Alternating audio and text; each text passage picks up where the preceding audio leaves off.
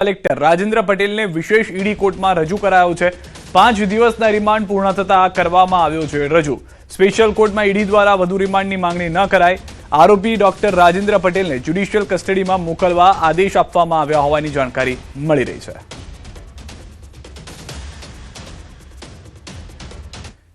નવસારીના વિજલપોરમાં પોલીસ મથકના કર્મચારીઓ સામે તોડ કર્યાનો આક્ષેપ। સાયબર ફ્રોડ કેસમાં યુવાનને પકડી લાવ્યા બાદ તોડ કરવાનો પ્રયાસ। યુવાનના પિતા પાસેથી 2.75 લાખ રૂપિયા પડાવ્યાનો આક્ષેપ। આ ધેડે વિજલપુર પોલીસ મથકના પોલીસ કર્મીઓ સામે કરી છે અરજી। ડીજીપી, રેન્જ આઈજી અને નવસારી એસપીને અરજી થકી રજૂઆત। એસપીએ ભરત પાટીલની વાંસદા, ચેતન પટેલની બિલીમોરા કરી છે બદલી। સમગ્ર મામલે તપાસના આદેશ આપવામાં આવ્યા છે। બંને પોલીસ કર્મચારીઓ છેલ્લા 5 વર્ષથી વિજલપોર પોલીસ મથકમાં કાર્યરત હોવાનું મળ્યું છે જાણવા। વિજલપોર પોલીસ મથકના કેશિયર હોવાની ચર્ચાએ પણ જોર પકડ્યું છે। બંને પોલીસ કર્મચારી સામે સસ્પેન્શનની કાર્યવાહી કરવામાં આવે તેવી માંગ ઉઠી છે। દેવભૂમિ દ્વારકામાં ગૌહત્યા કરનારા તત્વો પર કલેક્ટરે પાસા હેઠળ સજાનો આદેશ કર્યો છે। પોલીસના માસ્ટર પ્લાન મુજબ એક સાથે 5 શખ્સોની ધરપકડ કરવામાં આવી। ગૌવંશના કતલ કરવાના અને ગૌમાંસનું વેચાણ કરવાના ગંભીર ગુનામાં સંડોવાયેલા 5 શખ્સો સામે પાસા કરી જેલ ભેગા કરવાના આદેશ જાહેર કર્યા। જિલ્લામાં કાયદો અને વ્યવસ્થા જળવાઈ રહે તે માટે કલેક્ટર દ્વારા પાસા દરખાસ્ત મંજૂર કરવામાં આવતા જ પોલીસ એક્શન મોડમાં આવી હતી। અસામાજિક પ્રવૃત્તિઓ પર અંકુશ મેળવવા માટે આ તમામ શખ્સોને રાજ્યની અલગ અલગ જેલોમાં મોકલી દેવાયા છે। વહીવટીતંત્રના આ કડક નિર્ણયથી અસામાજિક તત્વોમાં ભારે ફફડાટ વ્યાપી ગયો છે। પાસા એક્ટ હેઠળ 5 જણાની ધરપકડ કરવામાં આવેલી છે। આ 5 આરોપીઓને રાજ્યની અલગ અલગ જેલોમાં ધરપકડ કરીને તેમને જેલ હવાલે કરવામાં આવેલા છે। તેમજ આ તમામ 5 આરોપીઓના ગુનાહિત ઇતિહાસ ધરાવેલા છે। આ 5 આરોપીઓ રિસેન્ટલી એક ગૌવંશની કતલના ગુનામાં ધરપકડ પણ કરાયેલી હોવાનું જણાયેલ છે। સુરતના ઉમરપાડા જંગલમાં પ્રેમી યુગલનો આપઘાત। ઝાડ સાથે લટકી કર્યો આપઘાત। છોકરીના માતા પિતા ઉમરપાડા તાલુકાના એક ગામમાં શિક્ષક તરીકે ફરજ બજાવતા હોવાનું સામે આવ્યું છે। છોકરો કોણ છે એની હજુ ઓળખ થઈ નથી। ઉમરપાડા પોલીસ ઘટના સ્થળે પહોંચી મૃતદેહનો કબજો લીધો છે। સુરતથી સમાચાર। દુષ્કર્મ કેસમાં લાજપોર જેલમાં કેદ નારાયણ સાંઈને આજે રૂટીન ચેકઅપ માટે નવી સિવિલ હોસ્પિટલ પોલીસ બંદોબસ્ત સાથે લાવવામાં આવ્યો હતો।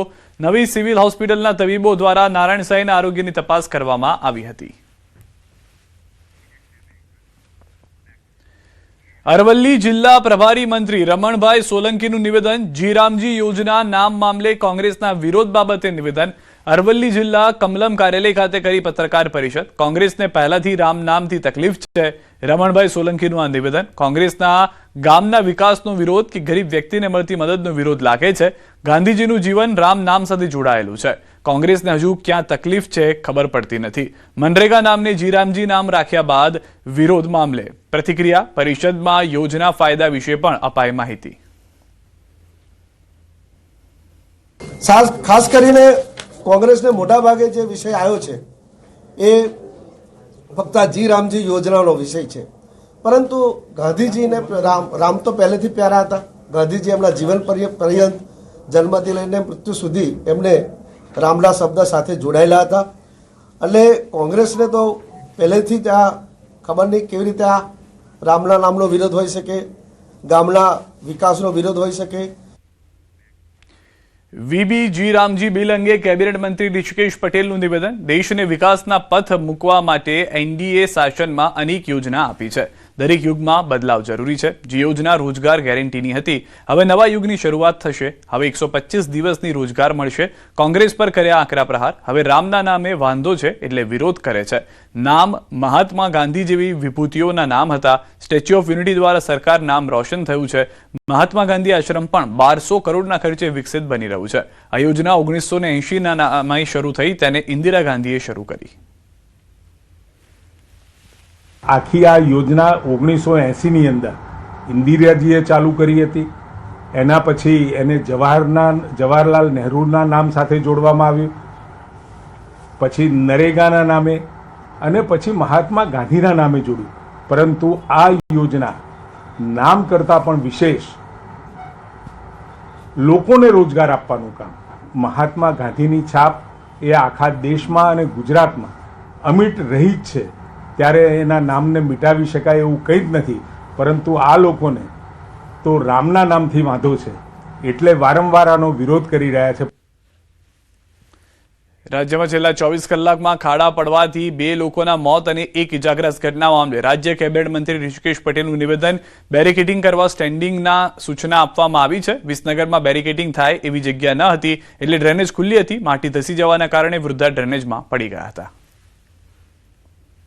પરંતુ મૂળતઃ વિષય બેન પડ્યા એ વિષય ખરો, પરંતુ એ પડવાનું બેઝિક કારણ કે સાંકડો રોડ, બેરિકેટિંગ થાય એવું નહીં, અને બેરિકેટિંગ થાય તો કોઈના અવર જવરની વ્યવસ્થા નહોતી રહેતી. આવા બધા પણ કારણો હોઈ શકે છે. ગીર સોમનાથની સમાચાર. ખનીજ માફિયા સામે એમએલએ મોરચો માંડ્યો છે. માળિયાહાટીના અને માંગરોળ ખનીજ ચોરી થતી હોવાનો દાવો. ખાણ ખનીજના અધિકારીઓ સામે એમએલએના ગંભીર આરોપ. અધિકારીને લોકેશન આપવા છતાં કાર્યવાહી ન કરી હોવાનો દાવો. ખનીજ ચોરી કરનાર સામે કાર્યવાહીની માંગ છે. ખનીજ માફિયા દ્વારા હાલમાં ખૂબ મોટા પાયે ખનીજ ચોરી ચાલુ છે. હાલમાં આ સર્વે નંબરમાં જે 571/2 માં તો દિવસ અને રાત ચાલુ છે. ટેલિફોનિક વોટ્સએપ થ્રુ લોકેશન પર મોકલેલું છે અને સંપૂર્ણ વિગત આપેલી છે. છતાં પણ ઘણા દિવસોથી આજ દિવસ સુધી રાઇટિંગમાં પણ લખીને આપેલું છે, પણ આજ દિન સુધી ખનીજ માફિયા દ્વારા બેફામ ખનીજ ચોરી ચાલી રહી છે. ધોરાજી મગફળી ખરીદ કેન્દ્ર પર કોન્ટ્રાક્ટરની ગુંડાગીરી. મહિલા મજૂરોએ પોલીસ સ્ટેશનના દરવાજા ખખડાવ્યા. જૂનાગઢના કોન્ટ્રાક્ટર તુષારભાઈ સામે મહિલા મજૂરની ગંભીર ફરિયાદ. મગફળી કેન્દ્ર પર જોખેલી મગફળીના બારદાનમાંથી કોન્ટ્રાક્ટરના મજૂરો દ્વારા કાઢવામાં આવી રહી હતી. મહિલા મજૂરોના પાડતા મામલો બીચક્યો હતો, જેથી માથાકૂટ સર્જાઈ હતી. મહિલા મજૂરોને પજવણી કરી જાહેરમાં બીભત્સ ગાળો ભાંડી હોવાનો આક્ષેપ. તમારાથી થાય તે કરી લો, હું કોઈનાથી બીતો નથી, તેમ કહી કોન્ટ્રાક્ટરે આપી ધમકી. પીડિત મહિલાએ પોલીસ મથકે નોંધાવી ફરિયાદ. 112ની ટીમ પહોંચી અને આરોપીને પોલીસ સ્ટેશન લઈ જવામાં આવ્યો. આ ખાતાનો મેન છે એ જેમ આવે એમ અત્યારે અમે એને પૂછ્યું કે ભાઈ મીધું અમારા કામ આડો તું શું કામ પડસ કહું, તો એને અત્યારે અમને જેમ એમ કાઢ્યું કે તમારથી થાય એવું કોઈથી ન થાય નહીં, કે તારે જેને કેવું હોય એને તારા ધોરાજી વાળાને બોલાવી લે મારો. એટલે એનો સાહેબ અમારે ન્યાય જોઈ કે બાઈ માણા હિસાબે આવી રીતના ખરાબ કેમ ભૂંડા બોલી શકે. કોણ વ્યક્તિ હતા બેન? વ્યક્તિ તુષારભાઈ છે નામ એનું. તમે શું કામ કરો? તમે શું કામ? મજૂર માણસો છે. અમરેલીના બગસરામાં મગફળી ખરીદ કેન્દ્રમાં ભ્રષ્ટાચાર થતો હોવાની ફરિયાદ ઉઠી છે. સોશિયલ મીડિયામાં 2 સીસીટીવી ફૂટેજ વાયરલ થયા હતા. શખ્સ મગફળીના બારદાનમાંથી મગફળી કાઢતો હોવાનો દાવો છે. દાવો તો એવો પણ છે કે કેન્દ્ર પર ખેડૂતો પાસેથી રૂપિયા લેવામાં આવે છે. આ વિડીયોને હથિયાર બનાવી મંડળી અને વહીવટીતંત્ર સામે ભ્રષ્ટાચારના આક્ષેપો કર્યા છે. કેટલાક ખેડૂતોએ આ મામલે તપાસની માંગ સાથે મામલતદારને આવેદનપત્ર આપ્યું છે. જે રદ્દી માલ છે અથવા તો યોગ્ય નથી તેઓ ખરીદી કરવા માટે એમને અંદરો અંદર ડિસ્પ્યુટ છે એવું જણાવે કે ભાઈ અમે સાવ રદ્દી માલ છે એ અમે લઈ શકીએ એવી સ્થિતિમાં નથી, અમારા ટર્મ્સ કન્ડિશન મુજબનો. અને બીજી વસ્તુ કે બિન પાયા વિહોણા આક્ષેપો એમની માથે કરે છે એવું એમનું કહેવાનું હતું મંડળીના પ્રમુખનું. તો સમગ્ર વિવાદની સત્યતા તપાસવા માટે ન્યૂઝ 18ની ટીમ સ્થળ પર પહોંચી, તો ત્યાં હાજર ખેડૂતોએ આક્ષેપોને તદ્દન પાયાવિહોણા ગણાવ્યા હતા. ફળી હું 3જી-4જી વખત લઈને આવ્યો છું, મને કોઈ તકલીફ પડી નથી. અને જે માંડવી લઈને આવે છે, જે સોશિયલ મીડિયામાં વિડીયો વાયરલ થયો છે એ હાવ ખોટો જ છે. એના માટે કોઈ મંડળીની કઈ તકલીફ નથી, બધાને વ્યવસ્થિત રીતે જોખી લે છે. મગફળીના મેસેજ આવ્યા પછી અમે 15 દિવસની અંદર ગમે ત્યારે લઈને આવીએ છીએ તો અમારી મગફળી વ્યવસ્થિત રીતે જોખાઈ જાય છે.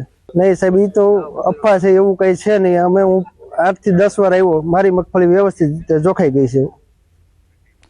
વાયરલ વિડીયોના મામલે મંડળીના ચેરમેને પ્રતિક્રિયા આપી કે ખેડૂતો પાસેથી કોઈ રૂપિયા લેવામાં નથી આવતા. આરોપ લગાવનાર સામે તેમણે 1 કરોડના માનહાનિના દાવાની ચીમકી પણ ઉચ્ચારી.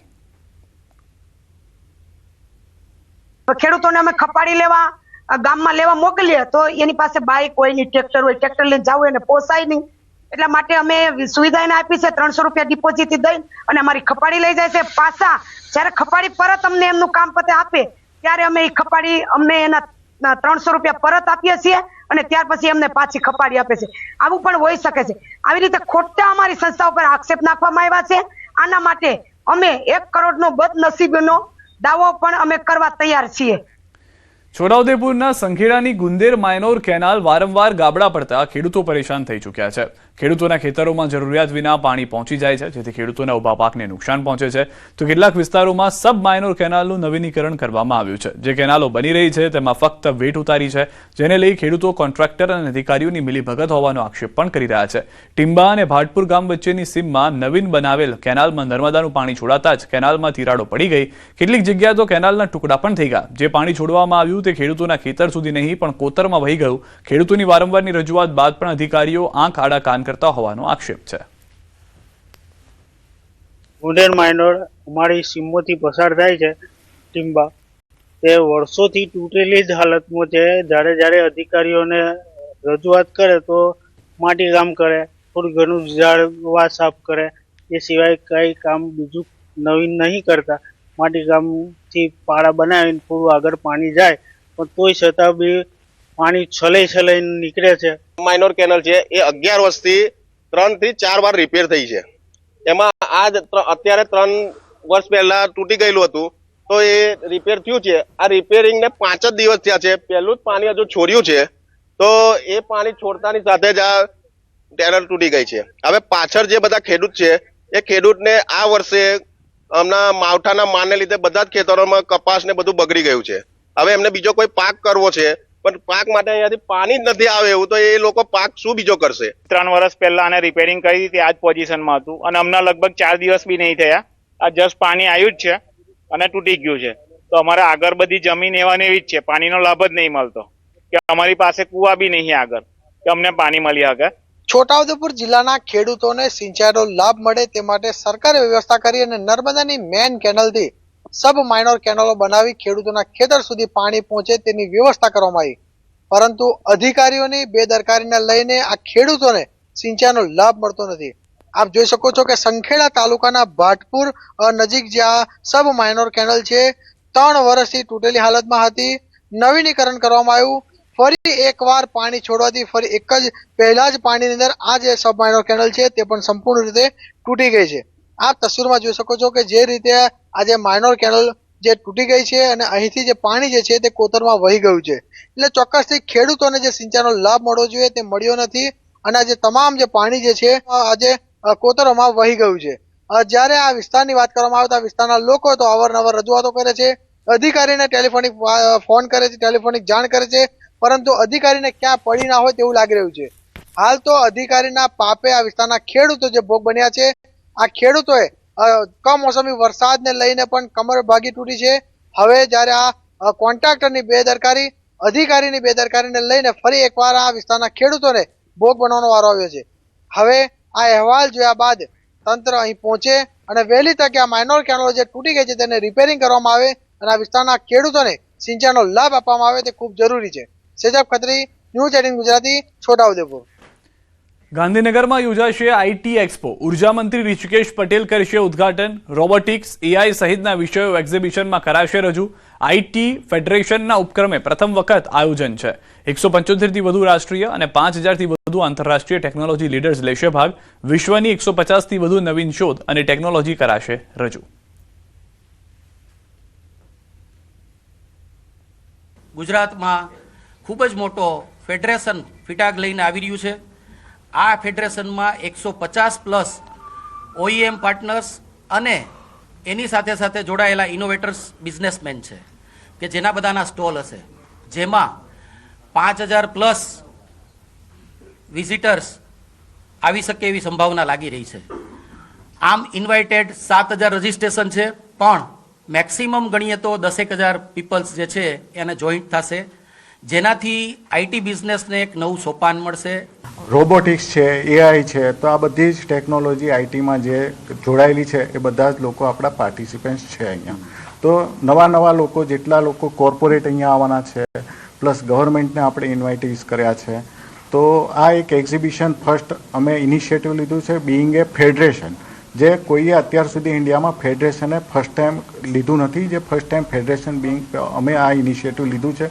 નેશનલ અને ઇન્ટરનેશનલ જે આપણા OEMs છે એ OEM અત્યાર સુધી એક લેવલ સુધી, એટલે કે ડિસ્ટ્રીબ્યુટર કે ડીલર સુધી પહોંચી શકતા હતા, પણ ટાયર 3 સિટીના પાર્ટનર સુધી પહોંચી નહોતા શકતા. આ એક્સપોનો મેઇન જે અમારો ઉદ્દેશ છે એની અંદર અમે કનેક્ટ બનાવીએ છીએ OEMથી લઈને નોન મેટ્રોઝ અને નાના ટાઉનના જે બિઝનેસમેન ને પાર્ટનર્સ છે એને કનેક્ટ કરવા માટે અમારી આ ઇવેન્ટનો સૌથી મોટામાં મોટો પ્રયાસ છે. બિરસા મુંડા ટ્રાઇબલ યુનિવર્સિટીમાં યુથ પાર્લામેન્ટનું આયોજન કરવામાં આવ્યું હતું. આ યુથ પાર્લામેન્ટમાં 120 વિદ્યાર્થીઓએ ભાગ લીધો હતો. લોકસભા જેવું જ અહીં સેટઅપ બનાવવામાં આવ્યું હતું. આ પાર્લામેન્ટમાં કટોકટીના 50 વર્ષના વિષય પર વિદ્યાર્થીઓએ પોતાના મંતવ્ય રજૂ કર્યા. મંત્રાલયનો મુખ્ય ઉદ્દેશ વિદ્યાર્થીઓમાં લોકસભા કેવી રીતે ચાલે છે જેની માહિતી મળે અને ત્યાં બેઠેલા નેતાઓ દ્વારા પોતાના વિસ્તારના નેતાઓ વિકાસના મુદ્દે કેવી રીતે વાત કરે છે તેની જાણકારી આપવામાં આવી હતી. નાંદોદના ધારાસભ્ય દર્શનાબેન દેશમુખ દ્વારા વિદ્યાર્થીઓને માર્ગદર્શન આપવામાં આવ્યું. ભારત સરકારના યુવા અને સ્પોર્ટ્સ મંત્રાલયના મેરા યુવા ભારત દ્વારા યુથ પાર્લામેન્ટનું આયોજન કરવામાં આવ્યું હતું. ભારતને વિકસિત ભારત બનાવવા માટે આપણે શું કરવું જોઈએ? તો વિદ્યાર્થીઓ પોતપોતાના વિષયને લઈને ખૂબ જ સરસ રીતે પોતાના વિચાર રજૂ કર્યા છે. ખૂબ જ વિશ્વાસપૂર્વક અને ખૂબ જ કોન્ફિડન્સપૂર્વક એમણે ભારતને વિકસિત ભારત બનાવવા માટેના પોતાના મંતવ્યો પણ રજૂ કર્યા છે. ત્યારે આવો વિષય જ્યારે યુથ પાર્લામેન્ટનો વિષય આવે ત્યારે વિદ્યાર્થીઓને એક કોન્ફિડન્સ ડેવલપ કરે છે. અહીં યુથ પાર્લામેન્ટમાં જ્યારે આ સેટઅપ લગાવવામાં આવ્યું છે ત્યારે આપણે ટીવીમાં ક્યારેક જોતા હોઈએ છીએ કે લોકસભા કઈ રીતે થાય છે, તેમાં કઈ રીતે પ્રશ્નોત્તરી કરવામાં આવે છે, સામેથી જે રિસ્પોન્સ મળે છે તેવો સેમ અનુભવ અમને અહીં યુથ પાર્લામેન્ટમાં થયો છે. મહેસાણા રેલવે સ્ટેશનની વેસ્ટર્ન રેલવેના જનરલ મેનેજરે મુલાકાત લીધી. GM દ્વારા સ્ટેશન પર મુસાફરોની સુવિધાઓ અને ચાલી રહેલા નવા પ્રોજેક્ટ્સનું ઝીણવટભર્યું નિરીક્ષણ કર્યું. મુસાફરોને આપવામાં આવતી પીવાના પાણીની સુવિધા, બેસવાની વ્યવસ્થા અને સફાઈ મુદ્દે તેઓએ સંતોષ વ્યક્ત કર્યો હતો. રેલવે સ્ટેશનના નવા પ્રોજેક્ટ્સ નિર્ધારિત સમય મર્યાદામાં ઝડપથી પૂર્ણ કરવા માટે તેઓએ સંબંધિત વિભાગોને સૂચના આપી હતી.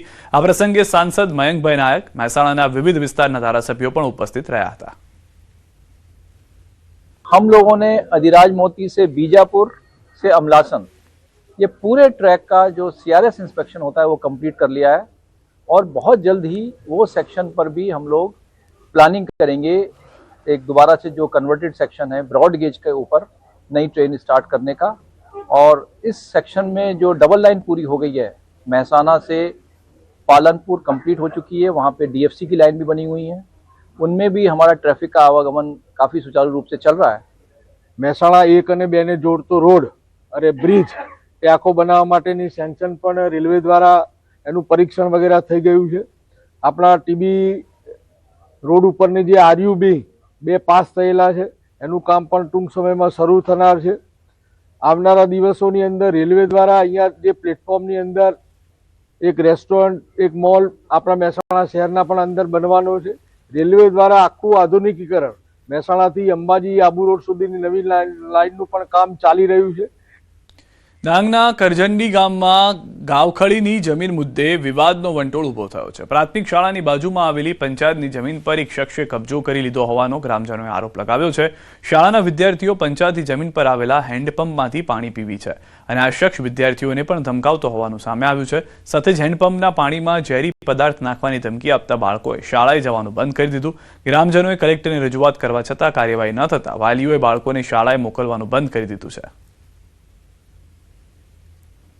છેલ્લા 2-3 મહિનાથી કરંજડી પ્રાથમિક શાળામાં એક જમીનનો ઇસ્યુ ઊભું થયું છે અને એ ઇસ્યુમાં ગ્રામજનોએ કલેક્ટર સાહેબશ્રીને, પ્રાંત અધિકારી સાહેબને અરજીઓ ગ્રામજનો દ્વારા આપવામાં આવી છે. ત્યાં જે જમીન જે છે એ ગામખડીની જમીન છે ને એ ગામખડીની જમીનમાં ગામ અને ગામના એક અગ્રણી વચ્ચે થોડું વિવાદ થઈ રહ્યું છે, પરંતુ વહીવટતંત્રએ એની તપાસ હાથ ધરી છે. અમે જે તે વખતે 24 તારીખની અંદર અરજીઓ આપી હતી, એ અરજીઓ આજ સુધી અમારો નિકાલ કંઈ આવ્યો નથી. અને એમાં એવું છે કે અમે 7 દિવસનો વાયદો આપ્યો કે 7 દિવસની અંદર જે તે વખતે તમે નિકાલ ન કરો તો અમે સરકારશ્રીને જ વિનંતી કરીએ કે તમે અમારા છોકરાઓને, અમે બધા વાલીઓ ભેગા થઈને અમારા છોકરાઓને અમે મોકલાવશું નહીં. આણંદના બોરસદમાં આવેલી અશ્વિમ હોસ્પિટલમાં 50 લાખની ઉચાપત થતા ચકચાર મચી ગઈ છે.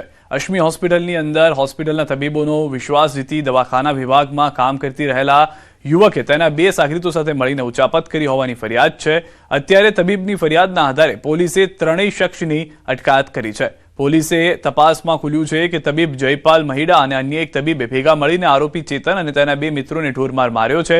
કર્મચારીઓને જાનથી મારી નાખવાની ધમકી આપીને બળજબરીપૂર્વક ચેક લખાવી લીધા છે. ત્યારે સમગ્ર મામલે પોલીસે તપાસ શરૂ કરી છે.